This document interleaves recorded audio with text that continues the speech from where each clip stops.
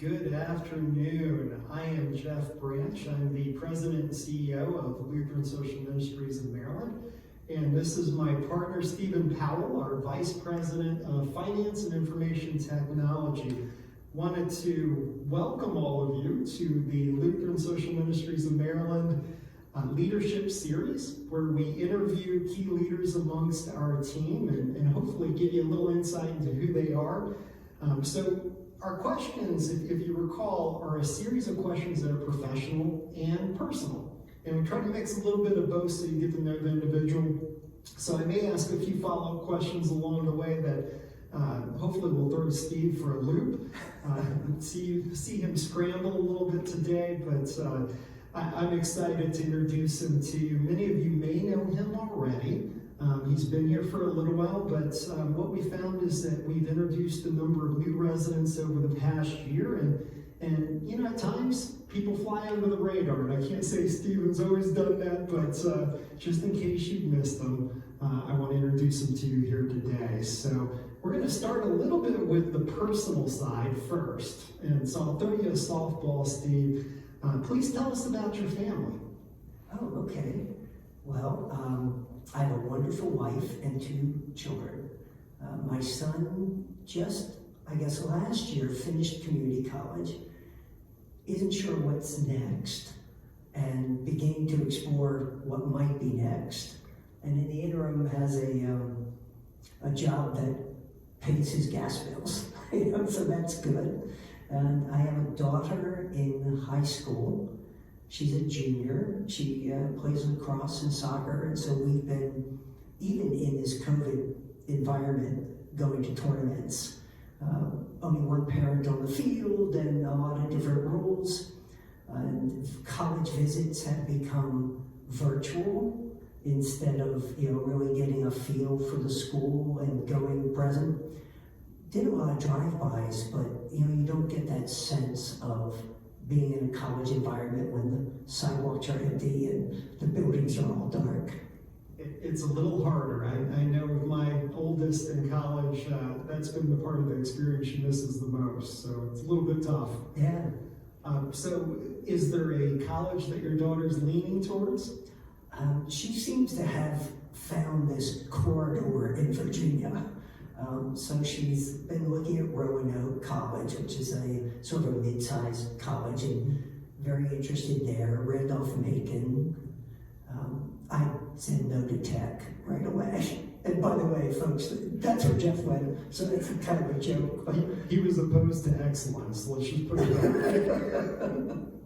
Well, one of the things, I went to UVA for my master's degree, so we had to make fun of Virginia Tech. That's sort of, isn't it like written? It is harder. It's harder for us to get along, but we've proven we can do That's it. right. That's right. It's hard to have a cavalier near at all times, but occasionally, if you see him at the right time, he'll represent that with all the colors of UVA as well. So, and I understand that. I understand that. So, how did you meet your wife? Wow. We were actually set up on a date. I had been single for a long time.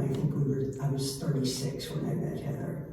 And friends just thought it was time. And Heather, out of a relationship, so she was available, and they were like, we gotta get these 2 together. Although later I did hear that one of our friends told her, I would never do that to you. I would never introduce Steve to you. So, but she still showed up. So we met at Maggie's here in Westminster and had a wonderful first evening, and then from there, yeah, kind of fun. Wonderful. So, where did you grow up? I grew up in Taneytown on Bullfrog Road. Yeah. Bullfrog Road, right on the Monocacy River. I grew up on a dairy farm. When I was very young, we lived in the house with 2 single aunts and my grandparents, all milking cows and doing all the stuff associated with that. But it was great because in the afternoon, my grandfather would always take a nap. And that was our playtime. while he was napping was our playtime. And the farm bordered the Noxie River, so we would go down in the summer and swim in the river or ride the ponies down to the river or goof off, whatever we wanted to do. And being on the farm, we also had 4-H was a big part of my youth. And so we showed cattle. I showed beef cattle, my brother showed dairy cattle. And then I guess maybe 8 or 9, my parents built a house, but still on the farm. And so we were still doing all those things. So did you spend a lot of time out on the river with friends or with family? Yeah, we actually had this place at the bottom, right by the river, that we used to call the grotto. And, a nice place with an outdoor fireplace that my grandfather built. And cousins, there were cousins on the farm, so we would always be together. We joked we had enough for one side of a ball team to play. But yeah, and then there were other friends. As we got into high school, we would play on the river. And rivers are wonderful. We lost a friend one year, just goofing off, jumping off of rocks, cliffs into the water, and he got caught up in an old tree that had been down there. And I didn't mean to go there. The river was a wonderful spot, and we had a blast there all the time. Yeah, sounds like a wonderful way to grow up, actually. It really was. I mean, there was a lot of responsibility, and my grandfather was a taskmaster, but at the same time, there was this wonderful period of pure freedom, and just goofing off, doing whatever you want. Ride ponies or ride the cows back in from the pasture, and a nice mix of fun and responsibility that you got to carry through, and I think it actually served me well as I did other things in life. Well, and this is one of those questions, if you want to get to know Steve, you should ask him about it, because he shared some really fun stories with me growing up. And I think if you really want to spotlight into who he is and what makes him tick and how he goes about his work ethic, a lot of it comes from that background. And to me, it's fascinating to hear. So it's very, very different than my youth, so I enjoy it. So obviously with a farm, you have pets. And so with that, do you have any pets today? Oh, yes. We've always had pets. I think Heather and I joked that it was kismet that we actually had to get married. We both had dogs named Tug, which was kind of unique. That wasn't why I asked her to marry me, but we've joked about that a lot. So today, we have a yellow lab. We had 2 until this summer. So we have a yellow lab. We have this cat that adopted us. Now, for me, it's a barn cat. I grew up with cats in the barn. But she is welcomed into the house on occasion by my wife and kids. She sleeps on this little box that's created there on the front porch. She will probably worm her way into the house. But my rubric is I do not clean cat boxes. That's just the bottom line for me. So we have those, and then we have some horses that we play with a lot. Well, tell us more about the horses. I love them. That's my passion. I don't mind getting up early in the morning to care for them. A lot of times, well, particularly in the summer, I'll ride in the morning before I even come to work. My daughter and I, and my son when he was younger, rode a lot.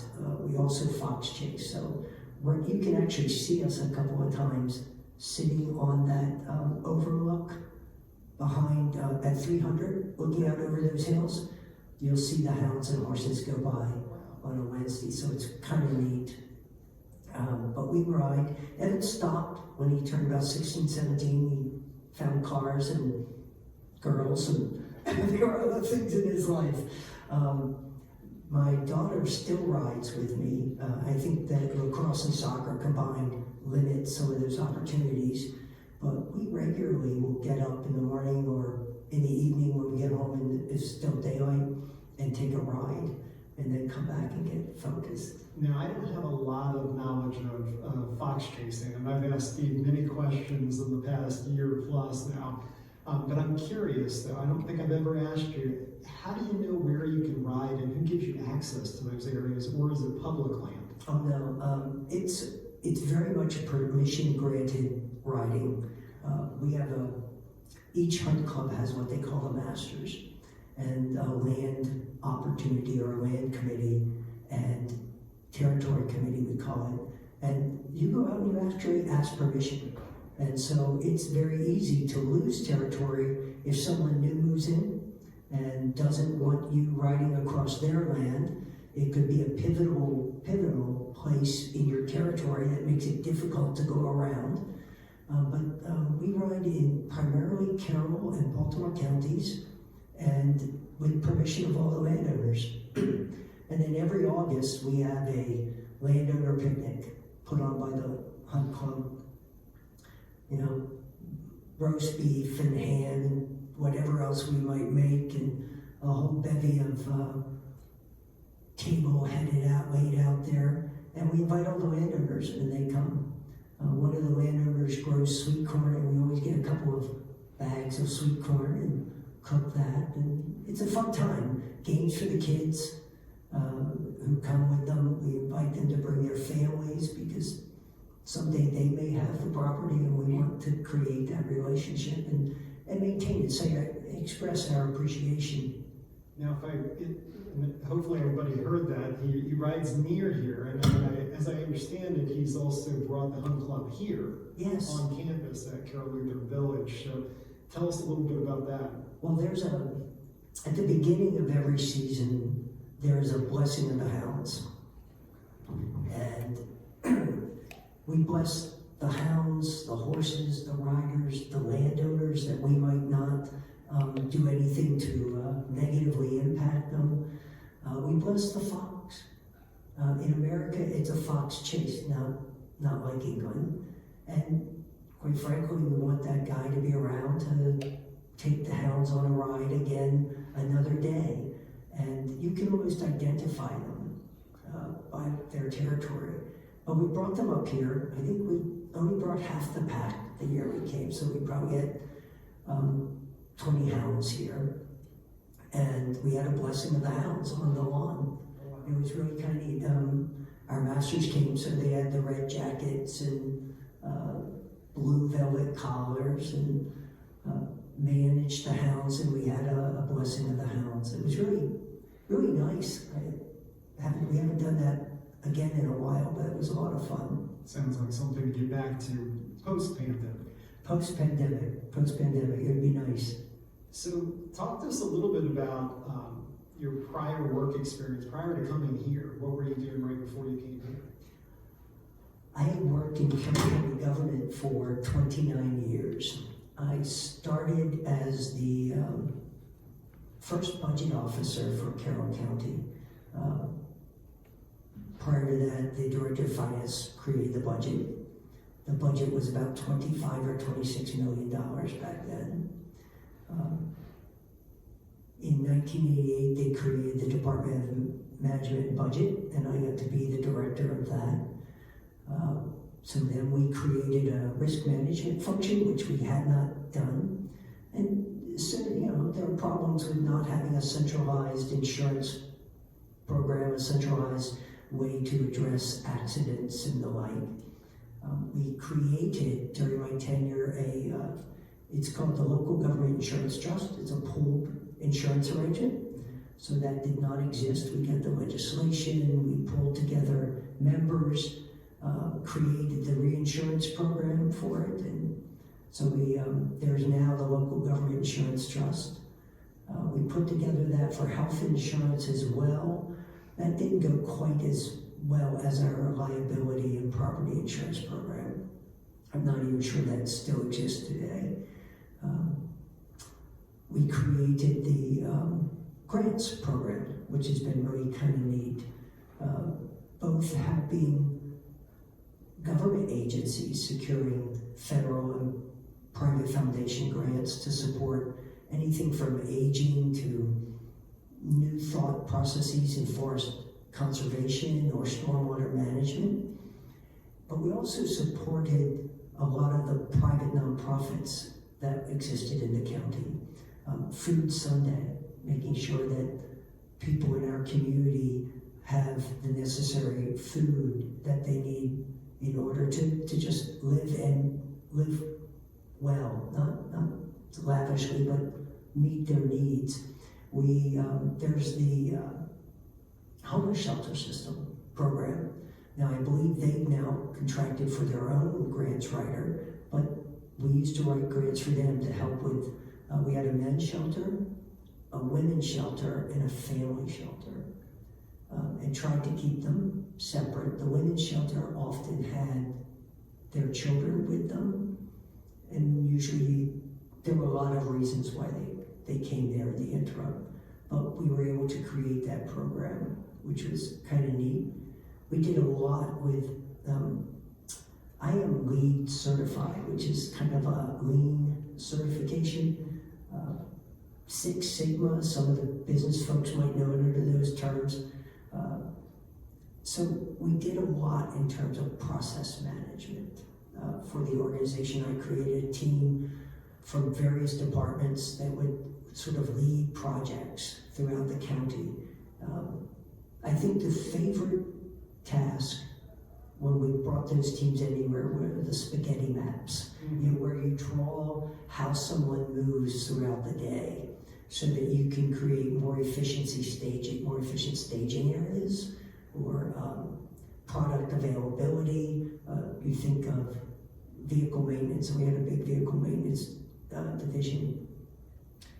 Where should those pieces of equipment, where should everything from PMs to the lights and filters, instead of going back and forth every day, 10 times a day or 20 times a day to the warehouse, you bring a cart out in the morning and it's there, and you just create efficiencies throughout. We also did that with our permits process, working very diligently to ensure that the regulatory aspects were still there, but making it easier for you or I to get a permit, or a developer to get a permit to build a subdivision. We wanted to keep the economy moving in Carroll.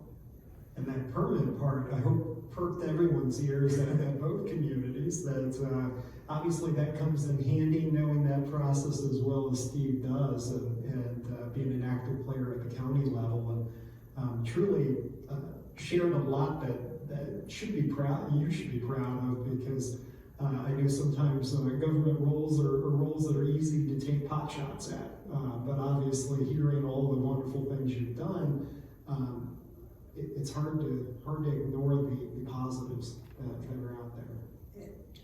And yet, sitting on this side, I've become frustrated at times. Sure. I'm fully recognizing the rules and the process they have to go through, but still being frustrated by the process.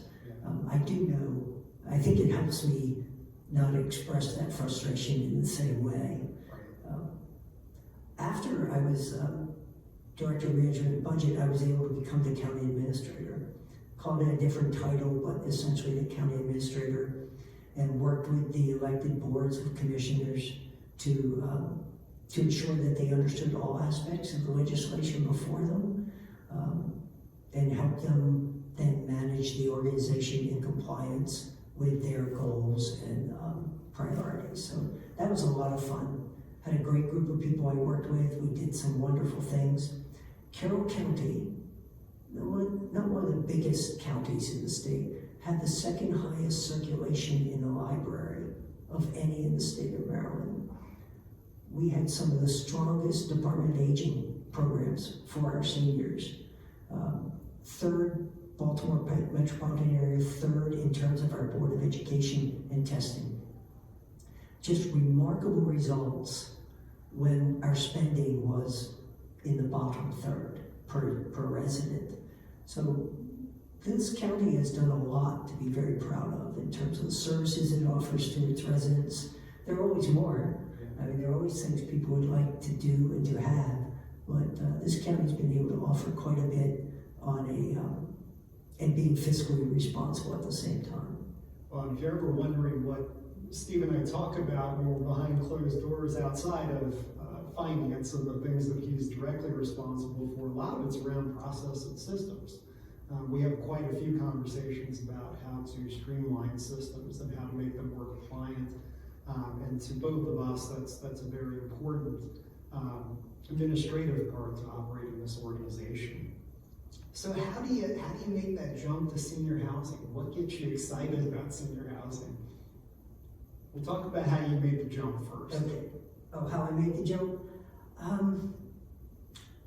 It was right before election season was coming up, and some members of the board of Carroll Village, whom I knew quite a while, asked me whether this was something I would be interested in. Daryl Duggins, the prior CFO, was getting ready to retire, and they asked if I would come talk to them. I did. I had always known about Carroll Lutheran, and I had worked with members of the leadership team on, the Wakefield Overlook project. We worked on some permitting things to get that moving more quickly at one point.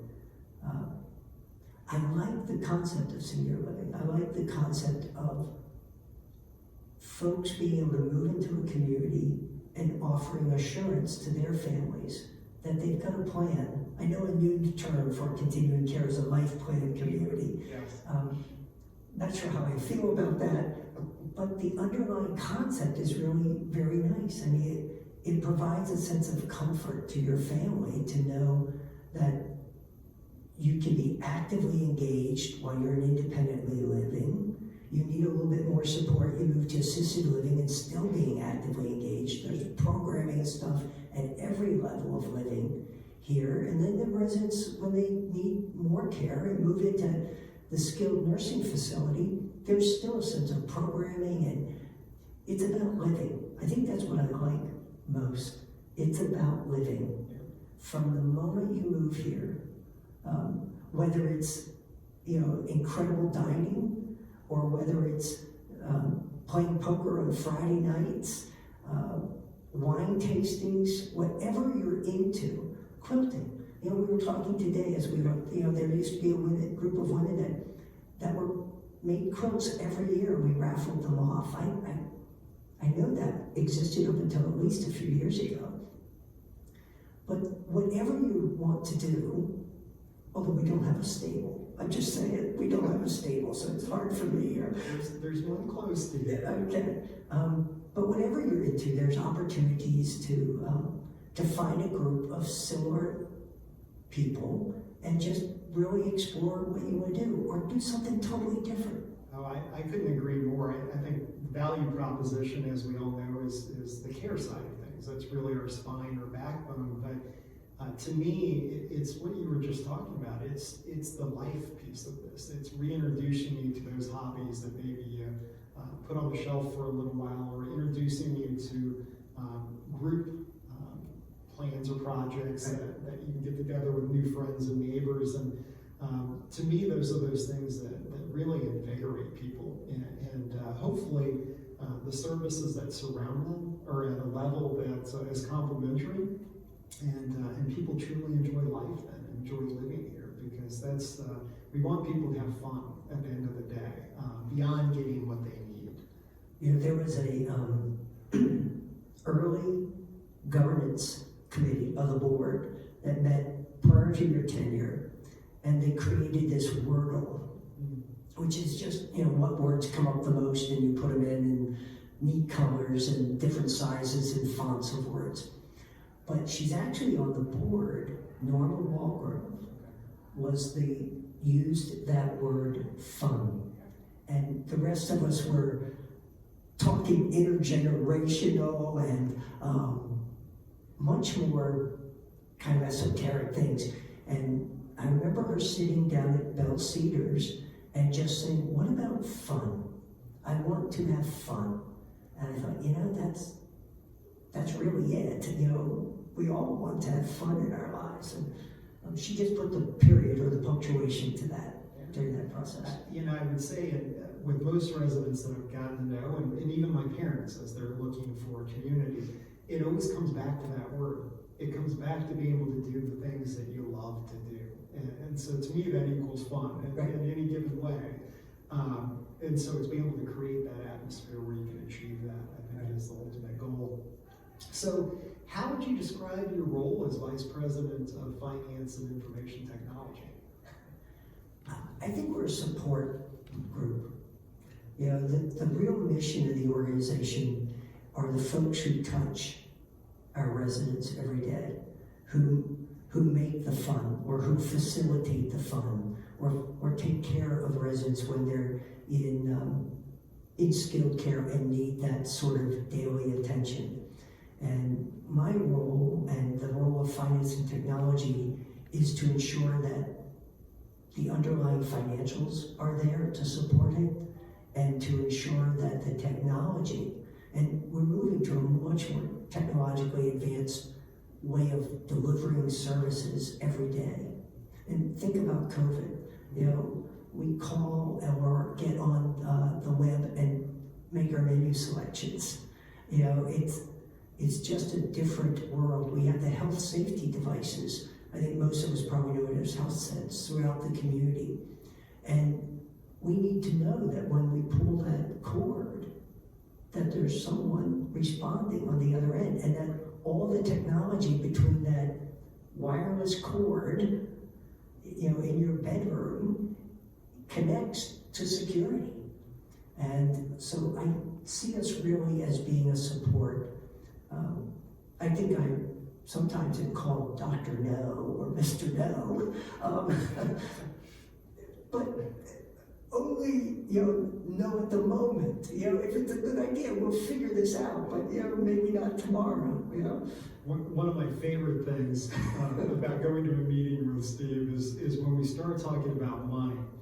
And there's this look Steve has where he's just incredibly uncomfortable. And he's not a poker player by any means, but it's an easy identifier for me to recognize that we need to ask a few more questions and find out why we're so uncomfortable before we move forward. And oftentimes that results in a lot of great dialogue. But Steve is sometimes Dr. No, there's no doubt about it, for good reason. My kids call me cheap. I prefer thrifty, frugal, judicious, but they have words like cheap. And when Steve sees me say no, he lights up. Yes, I do. Yes, I do. But only no because we need to figure out the finances. You know, if it's a great programmatic idea or a great need for the community, we just may need to figure that out. It may not be now, but the goal really then, as I said, is support of the programmatic efforts. So it's a matter of timing sometimes more than goal itself. Well, that goes back to my earlier comment about systems and processes, that as part of that, we also look at the planning pieces and planning components of, you know, a lot of those ideas come out of thin air, a lot of them come out of group meetings or from residents. At times, they may not be in concert with current goals or plans, and therefore may not be budgeted for. At the same time, they may be things that we're very excited about, and so it just may be a matter of planning and working that into a future use, or making a swap at times, making an exchange. And at times we're motivated to do that depending on the need, and I think COVID is a fantastic example of that. Yeah. Well, you know, if you look at our capital budget, when I came here 6 years ago, we didn't really use the 5-year thought process. You know, year one was pretty solid, year two is half of that. And we really worked hard at trying to ensure in all areas of our community, whether it's maintenance or the healthcare center or IT or finance, that we're really looking out and ensuring that we can plan for the necessary improvements and appurtenances that we may want. And I think planning, financial planning, whether it's from an operational perspective or from a capital perspective, is really important. And just for Evan and Alex, that's in our personal life too. But I just really believe that financial planning is what lets you achieve your dreams.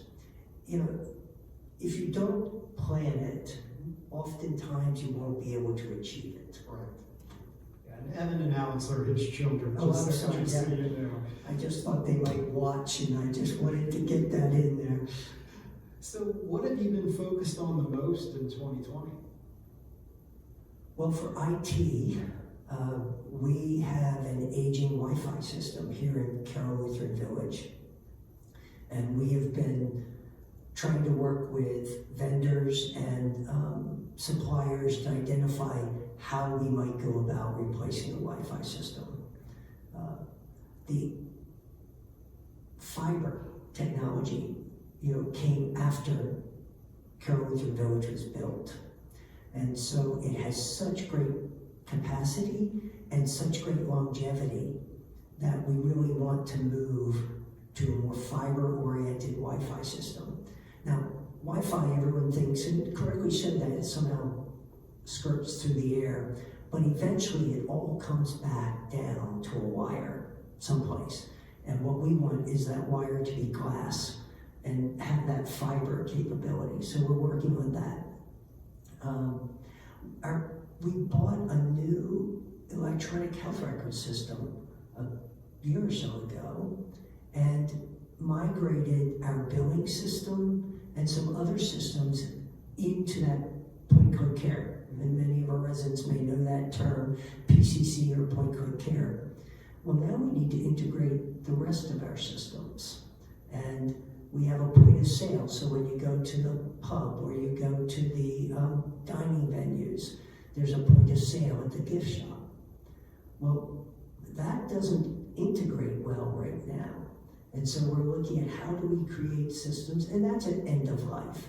How do we create those systems to integrate and to more fully utilize the investment in the electronic health record system? So we've been doing that. And the third one, I guess, would be our phone system. We are buying used phones off the market.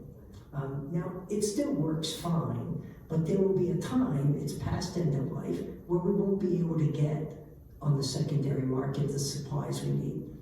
And the phone systems today are much, much different. You have voice over IP, and we have other mechanisms that we can use where you might not even really need a handset.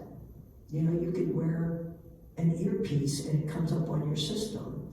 Now, I don't know if we want to go that far for everyone, but it may be appropriate for some of our staff persons. So we're looking at that as well. We've got to get that.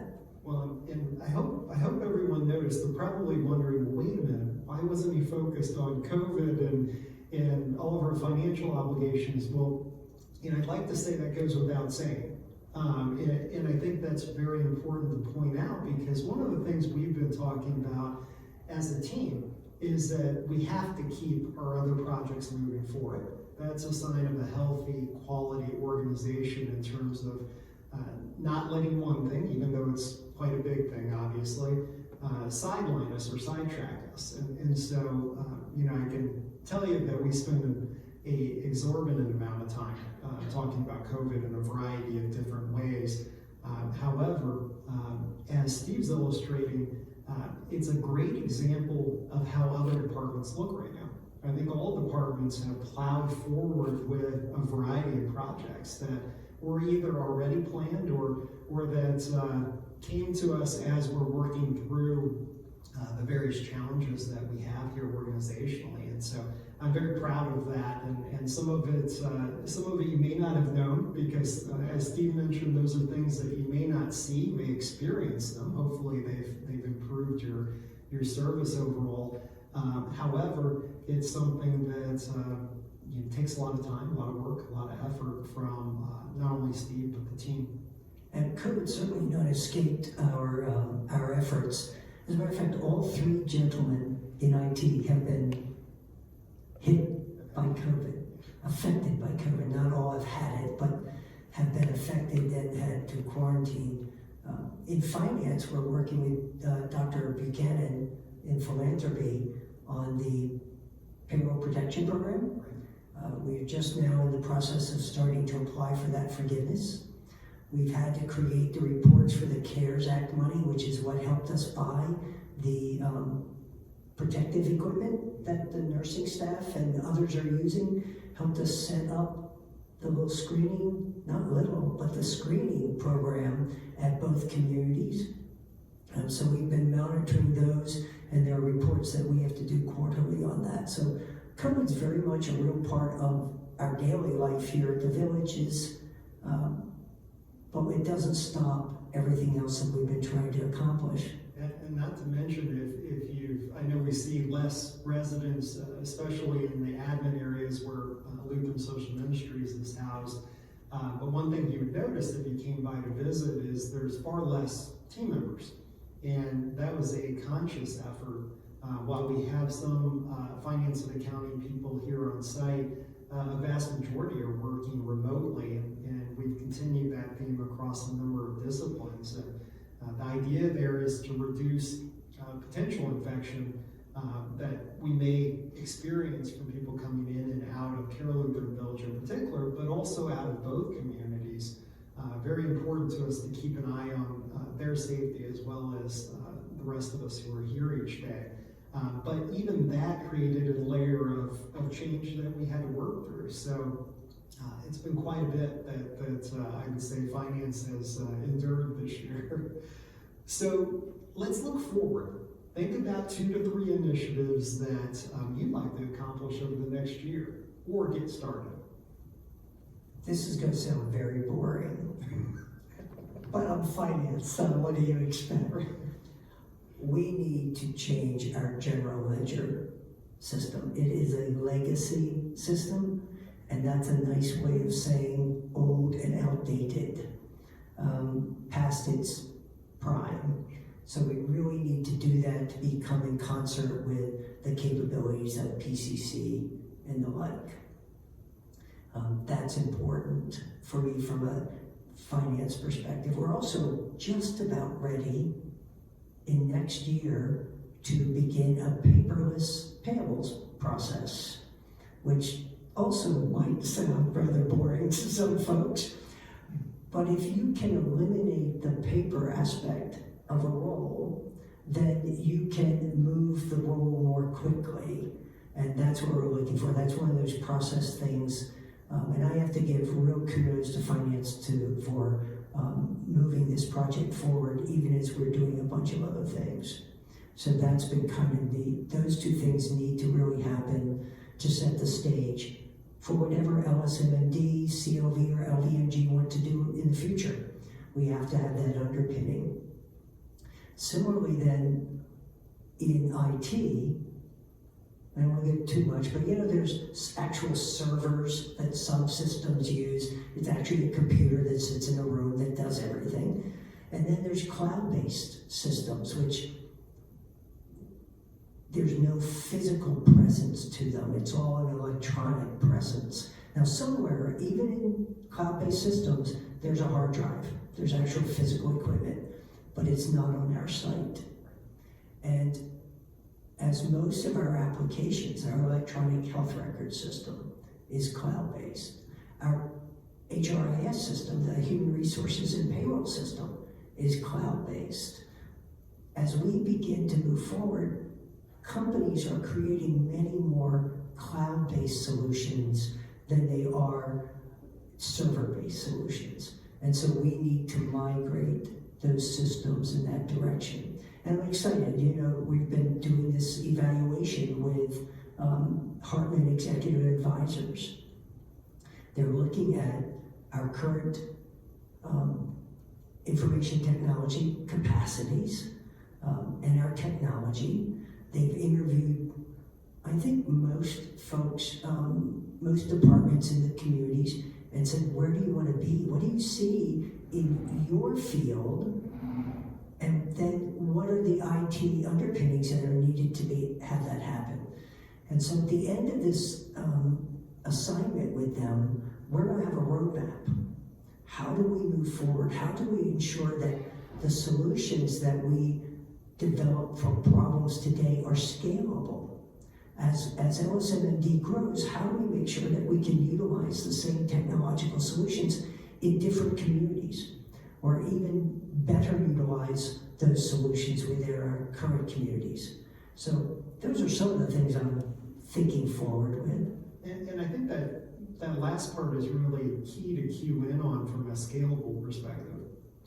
There's a lot of systems at each community that are slightly different for a variety of reasons, and in many cases they should be the same and could be the same. And part of the reason for that is that as we migrate to these new systems, it's to allow IT to have more access and control when we need help in those areas, but also to think about the bigger picture, that if we did grow as an organization, it's easy to replicate, rather than having different systems everywhere. So it makes a huge difference. But I think that Hartman and Associates study is going to be very helpful to us as an organization from a planning perspective.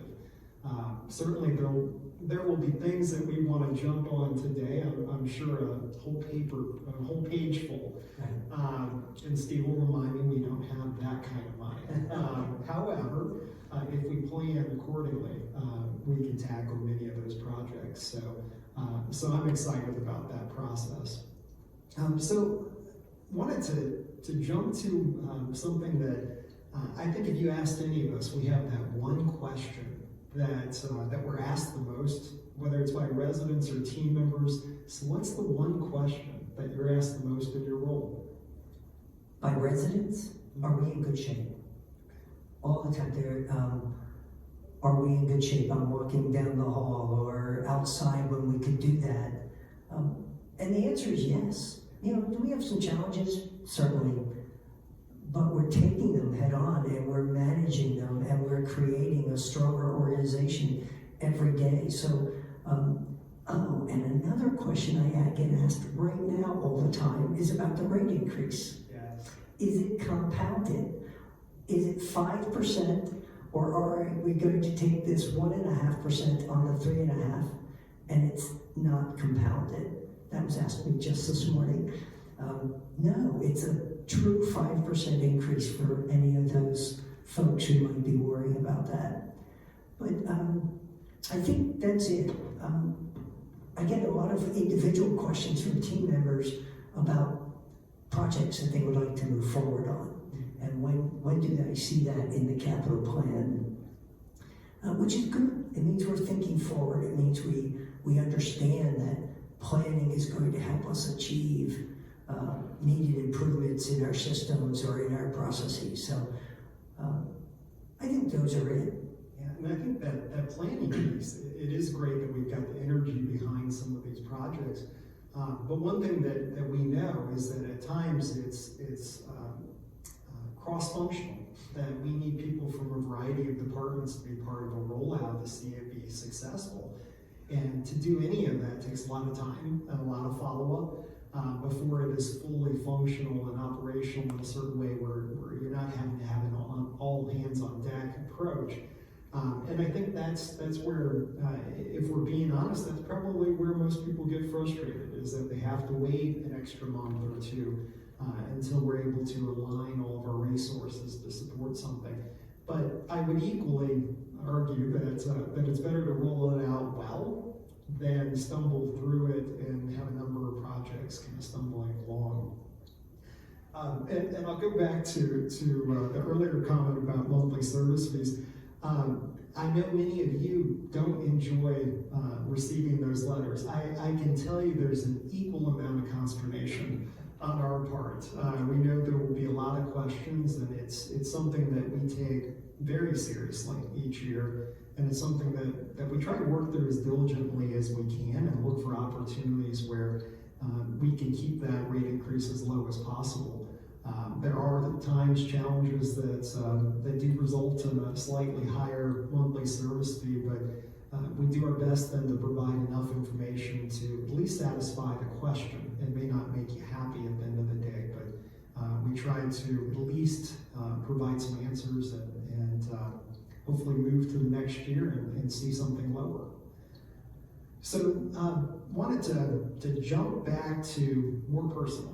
We've talked a lot about professional questions, and certainly at the end you can throw out anything that maybe is important that we've left off here. But how do you spend your spare time? I put up the horses a lot, and I'm sure my wife would say too much. I'm out there whenever I can, but I also like to garden. We have that yellow lab that needs to be exercised, and so we'll take walks. Fortunately, I live right back against Hashua, the environmental center, about 1,100 acres back there. So we can very shortly get where we want to be. And we have one of those ball launchers. You ever see those things? And just Heather and I enjoy that. We take nice long walks with the dog, getting him exercised. We both like to garden. Flower garden more than vegetables. We stick a few vegetables in with the flowers or the other plants, but I don't have a dedicated vegetable garden. I had to do that growing up. You know, we each had so many rows. I don't ever want to do that again. I enjoy fresh vegetables, and so my friends that have vegetable gardens, I am right there when they have too many. It's a joy, but other than a few tomatoes and a pepper or two, you know, I'm pretty good. The one thing I learned about Steve in his spare time is that you will always hear about horses. He does have a passion for horses, but the other passion he hasn't shared, which I'm surprised, is reading books. Anytime I have asked Steve if he saw something on TV, the initial response is, "Oh no, I was reading." so whether it be books about and work-related articles or personal. Yeah, I bring a briefcase home every night with stuff that I didn't get to read during the day, and I have sort of a dedicated time in the evening where I sit down, and in the winter there's a fire and something cool to drink, and I'll finish reading what I didn't get to. I love reading books. I've tried, and I actually have a couple books on my tablet, but there's something about paper for me. There's something about literally turning the page that I like in reading. And I read everything. I love reading theology and theological stuff, and that whole genre. And then I love reading mysteries, nice, easy stuff, and history. I just finished a book called The 500 about the invasion in Eurasia, at the time. So I just enjoy sitting down. There's also a quiet that comes over you when you're reading. There's a focus and a quiet. Would you like to share your love for the dictionary? Yes, I do. I do love the dictionary. I think words are fascinating and words are important. When I was in college, I was sharing with Jeff, my roommate and I had this big dictionary. I mean, it was like 6 inches big that he brought from his house. And we would flip it open every day and point to a word with our eyes closed so that the other guy knew his word. And then he would do that for me. And since we had a lot of classes together, the goal was to embarrass the other by using a word in a context that the other had no idea what was going on. And I sort of carried that on. I regularly pick up words out of a dictionary and try to use them during the day. Sometimes I'll try to use them in our staff meetings to try and get them. It's fun. One of my favorite things is that I can guarantee every week we'll be in our staff meeting, and it was much more fun when all of us were here on site. But Steve would use a word in a sentence, and immediately I would perk up. And, at times I would know it, at times I didn't, admittedly. But I would always look at one or two of the other people in the room and just kind of roll my eyes. And one of us would say, "What in the world does that mean?" Yeah. And so we've learned a lot of different words, I have to admit, but it's been a lot of fun. It is. It's a game for me too. Words are fun, and words have and I don't mean to be corny, but words have power. And I'm not talking about some of the obtuse words I use just to throw you guys. That's the fun part. But when you're speaking and when you're sharing an idea, being precise with your words is how you can convey that thought without the other person missing the point. And particularly now with COVID, when we're not sitting across from each other all the time and you don't see your brow furrow or you go, this look like, what the heck are you talking about? It's really important to be able to share your ideas cogently and purposefully. I am privileged to work with a number of very bright people in this organization. And we have a lot of fun over the use of single words. And don't want anybody to take this the wrong way, and we don't spend that much time, but there are, at times, very important documents that we want to choose carefully, and at times there's various points of view, and I would say we all have a lot of fun with it when we look at the ways we would approach things with different words. So if you could have lunch with any person, who would you choose and why? Could be historical or anywhere else. Okay. I'm going to go historical, and you're going to go hysterical. Mr. Thomas Jefferson. Okay. A couple of reasons. Of course. Yeah, well, UVA, you kind of got to pull it all together, but I've always wanted the time. See, he was in the best sense of the word, he was a Renaissance man. Some might call it a dilettante. He did everything. And I've always wanted the time to do that, to be the architect, to be the philosopher, to be the farmer, to be the full encompassed guy. And I would love to talk to him. Now, it was a simpler time, 200 and some years ago. You probably had more time to do that until your gas lantern went out or whatever. But I've always marveled at the breadth of his writings. And he did some pretty innovative things in farming, planting different vegetables together because they complemented each other. That wasn't typically done before, although the Indians did that a long time ago, from what I understand. But his architecture, you look at Monticello, and that was his. UVA, that was his. His involvement in government, writing the Declaration, or co-writing the Declaration, however you want to look at that. Just the breadth of his knowledge appeals to me. And that's something I really look forward to someday is, taking more classes and just studying. No, I agree with you. So what's on your bucket list?